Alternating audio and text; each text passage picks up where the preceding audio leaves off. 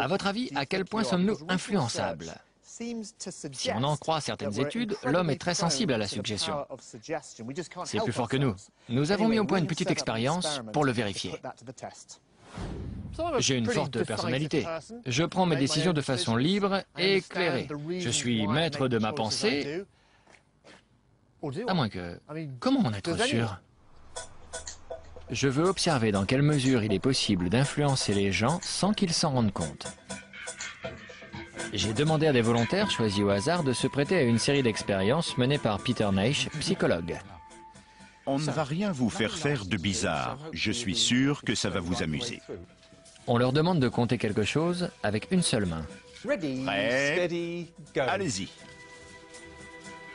Nous prétendons étudier s'ils sont droitiers ou gauchers, mais c'est une couverture.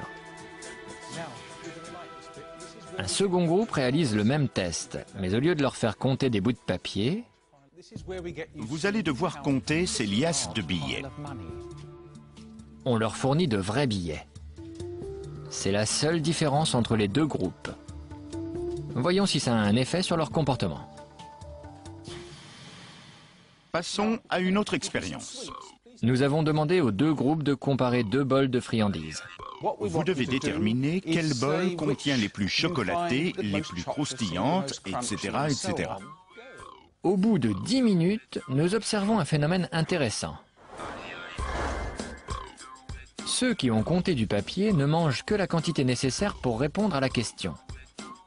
Ceux qui ont compté les billets n'arrêtent pas de manger.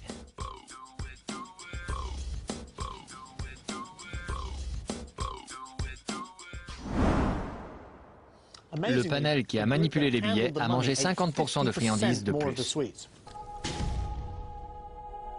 Apparemment, l'argent donne faim.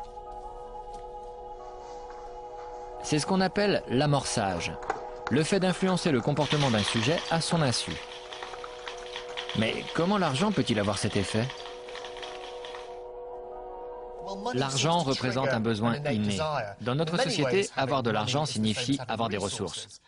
Le lien avec la nourriture est dès lors facile à faire. L'argent et la nourriture sont deux éléments vitaux. D'accord, c'est pas bien compliqué de donner faim à quelqu'un. Mais Peter m'assure qu'on peut aller plus loin en influençant le comportement des sujets vis-à-vis de l'autre, toujours à leur insu. J'ai hâte de voir ça. Nous commençons par renforcer l'amorce. Les deux groupes travaillent sur des mots, mais l'un d'eux a une liste qui ne se réfère qu'à l'argent. Ensuite, nous les filmons en caméra cachée. Nous demandons à un complice de faire tomber une pile de papier.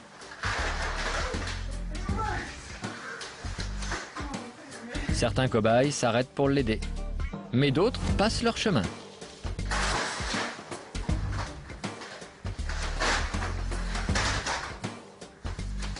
Et devinez quoi? Ceux qui ne l'ont pas aidé sont ceux qui ont manipulé de l'argent. C'est pas possible. Je suis immonde. Mais non. Et ça ne joue pas que sur l'entraide. Les psychologues ont étudié ce phénomène et arrivent à la conclusion que l'argent nous rend naturellement autosuffisants. Or, les personnes autosuffisantes estiment que les autres doivent l'être aussi. Nos volontaires amorcés pensaient sincèrement que notre complice n'avait pas besoin d'aide.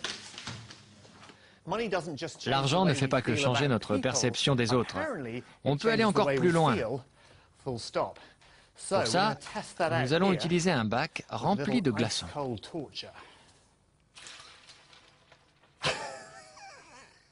Ça fait mal. Nous allons voir si l'amorçage permet d'influer sur la perception de la douleur.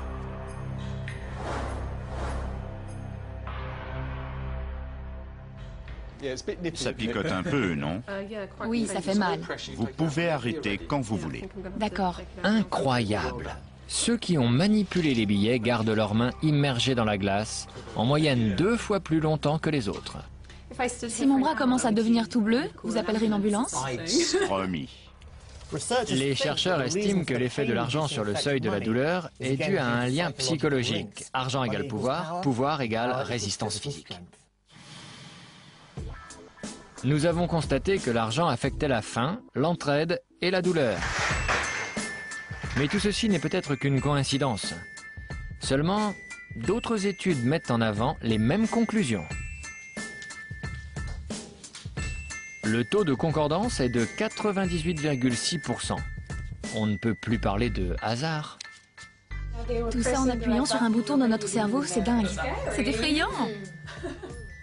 La morale de cette histoire, c'est qu'il vaut mieux ne pas laisser certains jouer avec votre cervelle. Nous sommes tous bien plus influençables qu'on le voudrait. C'est fort. Très intéressant. Imagine un peu ce que des personnes